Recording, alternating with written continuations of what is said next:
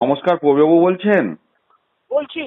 বলছি স্যার, আপনি তো একদম প্রথম থেকেই ইউনিটি ফোরামের হয়ে ডিএ মামলার সাথে যুক্ত এবং সুপ্রিম কোর্টেও প্রত্যেকটি হিয়ারিং এ উপস্থিত থেকেছেন। প্রথমে আর আমি সবগুলোর হয়েই ছিলাম, তারপর হুম, পরবর্তীকালে ইউনিটি ফোরামের হয়ে পুরোদস্তুর অ্যাপিয়ার করছি। হ্যাঁ হ্যাঁ হ্যাঁ, এবং আমরা লাস্ট যে জাজমেন্ট কপিটা দেখলাম সেখানে দেখলাম এক্সটেন্সিভ কনসিডারেশন ব্যাপারটা রয়েছে। পাশাপাশি এটাও দেখলাম ডিআরএস অ্যালাউন্সের পাশাপাশি আদার অ্যালাউন্সেস এই শব্দটাও ঢুকেছে। এবার সকলেই যেটা জানতে চাইছে যে এই যে এক্সটেন্সিভ কনসিডারেশন এটার কি অর্থ, বা আদার অ্যালাউন্সেসটাই কিভাবে ঢুকলো, এটা যদি একটু ব্যাখ্যা করেন স্যার। বলে দিচ্ছি। এক্সটেন্সিভ কনসিডারেশন কথাটির অর্থ হচ্ছে যে এক্সটেন্সিভ কনসিডারেশন কথাটির অর্থ হচ্ছে যে আপনার কোর্ট অর্থাৎ মহামান্য উচ্চতম ন্যায়ালয় তারা বিচার করবেন যে মামলাটি আদৌ গ্রহণীয় না বর্জনীয়। গ্রহণীয় মামলা হচ্ছে যেটার জন্য মামলা করেছিলাম আমরা, কিন্তু ভালো করে শুনবেন, আমরা কিন্তু এখানে অ্যাপ্লিকেন্ট, অ্যাপেলেন্ট বা পিটিশনার নই। মামলাকারী হচ্ছে রাজ্য সরকার। সুতরাং তাদের এই মামলা গ্রহণীয় না বর্জনীয় সেইটা বিবেচনা করার জন্য এক্সটেন্সিভ কনসিডারেশন। কারণ এখানে এত পরিমাণে কাগজ রয়েছে, এত পরিমাণে নোট রয়েছে এবং হিসাব রয়েছে, সেইগুলো এক্সটেন্সিভ কনসিডারেশন করে এবং যেটা প্রতিপক্ষের আইনজীবী Abhishek Manu Singhvi, learned senior advocate, তিনি যে বক্তব্য পেশ করেছেন, যে বক্তব্যটা হচ্ছে যে আমাদের অর্থ বল নেই, সুতরাং কিভাবে দেবে, সেগুলো সমস্তই কনসিডারেশন পার্টে আসবে। যদিও এগুলো আদৌ কোনো গ্রহণযোগ্য বক্তব্য নয়। তার কারণ রাজ্য সরকার কোথা থেকে টাকা দেবে এবং রাজ্য সরকার কিভাবে সরকারি কর্মচারীদের মাইনে দেবে, এটা রাজ্য সরকার মানে কে কি, মানে আমি এখন বাড়ির লোককে রাখবো, তাকে আমি স্যালারি দেবো না, তাকে আমি তার ইনক্রিমেন্ট দেবো না, এই যেমন হয় না, তেমনি রাজ্য সরকারের এইসব কর্মকাণ্ডের কোনো ব্যাখ্যা দিতে তারা পারবেন না, এটা আমার দৃঢ় বিশ্বাস। সুতরাং এক্সটেন্সিভ কনসিডারেশনের পরে এটা খারিজ হবে।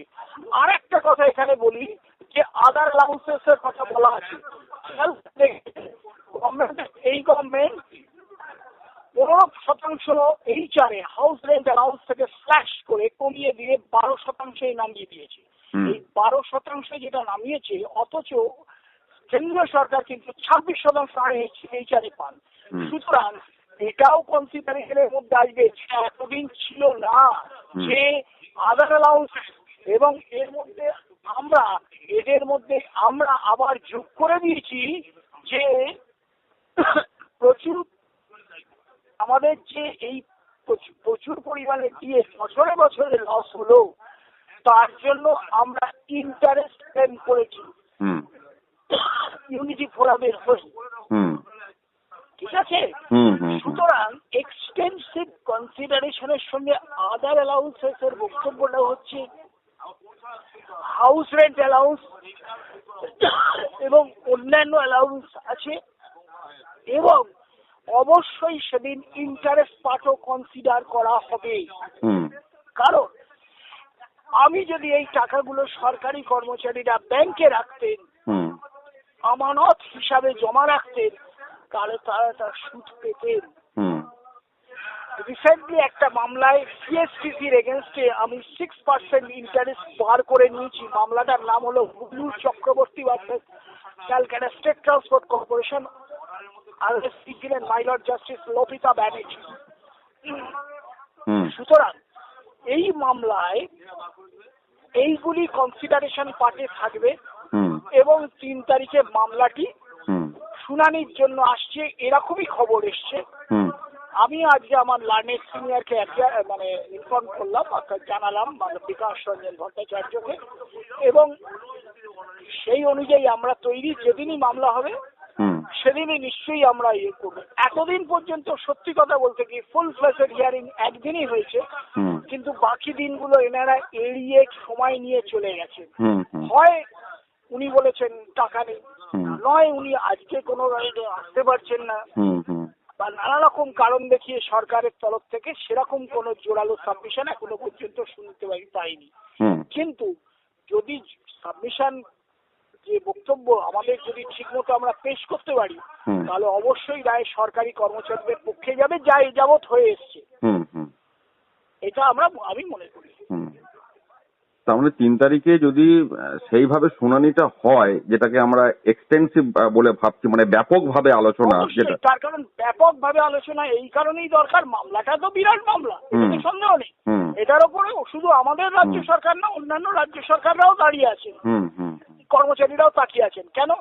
তার কারণ এখানে যদি একটা আদেশ হয় সুপ্রিম কোর্ট থেকে, মহামান্য উচ্চতম ন্যায়ালয় থেকে, তাহলে সেক্ষেত্রে কিন্তু তার এফেক্ট অন্যান্য রাজ্যের ওপর পড়তে বাধ্য।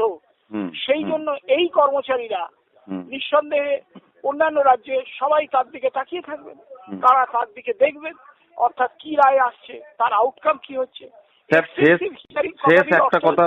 শেষ একটা কথা বলবো, সাধারণ মানুষ হিসাবে আপনার স্মরণে থাকবে 2022 সালের 3 নভেম্বর এই এসএলপি রেজিস্টার হয়েছিল। হ্যাঁ, আবার 2023 সালের 3 নভেম্বর লাস্ট, মানে লেটেস্ট যে হিয়ারিং এর ডেট, তার আপডেট আমরা পাচ্ছি। অর্থাৎ 1 বছর অতিক্রম হয়ে যাবে যেদিন 3 নভেম্বর 2023 সালের শুনানিটা হবে সুপ্রিম কোর্টে। তাহলে এই যে 1 বছর সুপ্রিম কোর্ট একটা সময় এখনো পর্যন্ত নিল যে একটা এসএলপি অ্যাডমিট হবে না রিজেক্ট হবে, আপনার কি মনে হয় না যে সময়টা অনেকটা বেশি চলে গেল? আমি সেরকম কিছু মনে করি না। মহামান্য সুপ্রিম কোর্ট বা উচ্চতম ন্যায়ালয় তারা তাদের কাজ করছেন এবং তারা এটার যে আউটকাম হবে তাদের উপর সম্পূর্ণ ভরসা আছে বিচার ব্যবস্থা।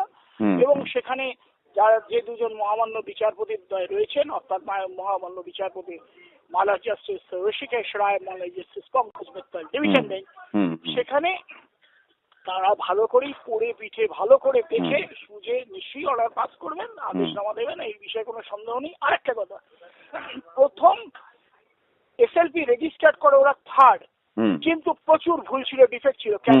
তার কারণ only to kill time, only to play time, সময় নষ্ট করার জন্য এই ইচ্ছাকৃত ভুলগুলো করে রেখেছিল। 28 তারিখ কিন্তু নভেম্বর মাসে 28 তারিখ, নভেম্বরে 28 তারিখে প্রথম হিয়ারিং, সময়ের অভাবে প্রথম হিয়ারিং হয় এবং আমি আর বিকাশ বাবু অনলাইনে ছিলাম, বিকাশ বাবু চেম্বার থেকে, বাড়ি থেকে। সুতরাং সেই 28 তারিখ থেকে ধরলে তবে 1 বছরের ব্যাপার আছে। হ্যাঁ, সেটা তো ঠিকই। এবং 28 তারিখে 57 নম্বর সিরিয়ালে ছিল, সময়ের অভাবে শুনানি হয়নি। তারপর 5ই ডিসেম্বর 40 মিনিট শুনানি হয়েছিল, তারপর পাস ওভার হবার পর হ্যাঁ, এবং সেই দিনই প্রথম বলেছিল যে কেপ্ট ইন অ্যাবেয়ান্স হাইকোর্টের রায়টাকে। তারপর তো ধরুন করা হয়েছে এই কারণে, যেহেতু মহামান্য সুপ্রিম কোর্ট এটা দেখছেন, সুতরাং হাইকোর্ট এখন প্রসিড করার দরকার নেই, এইটুকু একটা হাইকোর্টকে তারা রিকোয়েস্ট করেছিলেন এবং সেই অনুযায়ী আমাদের কন্টেম্প গুলো পেন্ডিং রয়েছে হাইকোর্ট, প্রত্যেকটি পেন্ডিং রয়েছে বিফোর মালা জাস্টিস হরিশ ট্যান্ডন এবং মালা জাস্টিস রবীন্দ্রনাথ সামন্ত ডিভিশন বেঞ্চ। নাও মালা জাস্টিস রবীন্দ্রনাথ সামন্ত সুপারঅ্যানুয়েট, নিউ জাজ উইল কাম। ঠিকই। তাহলে স্যার, একজন সাধারণ কর্মচারী হিসাবে আমরা এটা আশা করতে পারি যে সুপ্রিম কোর্টে বর্ষপূর্তি যে হিয়ারিংটা রয়েছে আগামী 3 নভেম্বর, একটা ইতিবাচক সিদ্ধান্ত কর্মচারীদের পক্ষে আসতে চলেছে, এটা মানে আশা। যে কোনো সময়ই আসতে পারে, যে কোনো সময়, যে কোনো মুহূর্তেই আসতে পারে। যেদিনই শুনানি হবে সেই শুনানি মোটামুটি একটা লম্বা শুনানি হওয়ার সম্ভাবনা আছে, কিন্তু সেই শুনানিতে সমস্ত তথ্য প্রমাণ দেখে নিশ্চয়ই তার ওপরে মহামান্য উচ্চতম ন্যায়ালয় ভারতবর্ষের, তারা নিশ্চয়ই তাদের আদেশ জমা দেবেন এবং আমরা সেটাকে শিরোধার্য করবো। অবশ্যই। ঠিক আছে স্যার, আপনাকে অসংখ্য ধন্যবাদ। পরবর্তী ক্ষেত্রে আবার আপডেট নেবার জন্য আপনার সাথে যোগাযোগ করব। নিশ্চয়ই করবেন। ঠিক আছে স্যার, ওকে স্যার, রাখছি, নমস্কার।